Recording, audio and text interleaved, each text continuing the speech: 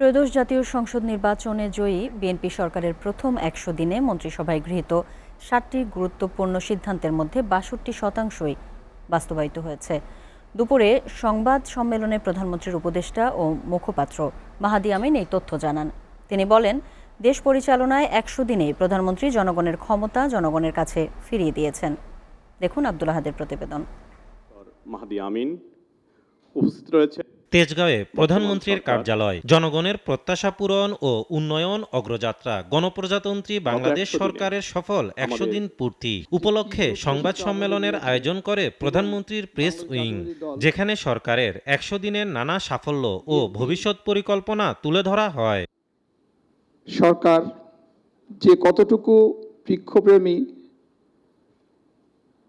এটা আপনারা বুঝবেন যখন আমাদের বৃক্ষরোপণ শুরু হবে।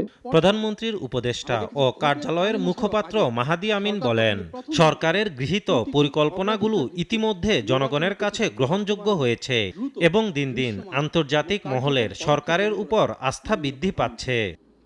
তিনি প্রতিটি মন্ত্রণালয়ে বিষয়ভিত্তিক ও খাত নির্ভর ১৮০ দিনের কর্মপরিকল্পনা প্রণয়নের নির্দেশনা দিয়েছেন, যার ফলে পুরো রাষ্ট্র কাঠামো একযোগে সুনির্দিষ্ট লক্ষ্য স্থাপন করে নির্বাচনী অঙ্গীকার বাস্তবায়নে অনিঃশেষ কাজ করে যাচ্ছে। সরকারের অভূতপূর্ব এই কর্মযজ্ঞে সাধারণ মানুষের জীবনের মানের ক্ষেত্রে ইতিমধ্যেই ইতিবাচক পরিবর্তন সাধিত হয়েছে। মেঘা প্রকল্পগুলোর কাজের অগ্রগতি নিয়ে কথা বলার সময় মাহাদি আমিন জানান, হযরত শাহজালাল আন্তর্জাতিক বিমানবন্দরের 3rd টার্মিনালের বাকি কাজ দ্রুত এগিয়ে চলছে। আগামী 16 ডিসেম্বরের মধ্যেই এটি চালুর লক্ষ্য রয়েছে সরকারের। বন্ধ কলকারখানা পুনরায় চালু এবং অর্থনীতিতে নতুন গতি সঞ্চারের লক্ষ্যে 60,000 কোটি টাকার বিশেষ তহবিল ঘোষণা করা হয়েছে, যার মাধ্যমে ব্যাপক কর্মসংস্থানের সুযোগ সৃষ্টি হবে।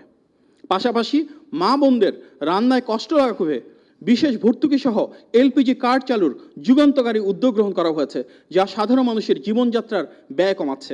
বর্তমান সরকার মানবিক সহনশীলতার পরিচয় দিচ্ছে দেশ পরিচালনার ক্ষেত্রে বলেও জানান তিনি। অন্যদিকে বাক স্বাধীনতার নামে অপপ্রচার, বিদ্বেষ বা বিষেধগারের যে রাজনীতি একটি গোষ্ঠীর অপকৌশল হিসেবে চালিয়ে যাচ্ছে, সেই চর্চা গণ আকাঙ্ক্ষার সাথে গণ অভ্যুত্থানে যে প্রত্যাশা সেটির সাথে সাংঘর্ষিক। আইন শৃঙ্খলা রক্ষা, অর্থনৈতিক স্থিতিশীলতা ও দৃশ্যমান উন্নয়ন নিশ্চিতের মাধ্যমে সরকার আগামী দিনগুলোতে জনগণের আকাঙ্ক্ষা পূরণে আরও গতিশীল ভূমিকা রাখবে, এমনটাই আশা ব্যক্ত করা হয় সংবাদ সম্মেলনে। সীমান্তে বিজিবির শক্ত ও সার্বভৌম অবস্থান সবার আগে বাংলাদেশ নীতিরই বাস্তব প্রতিফলন। আব্দুল আহাদ, এসটিভি, ঢাকা।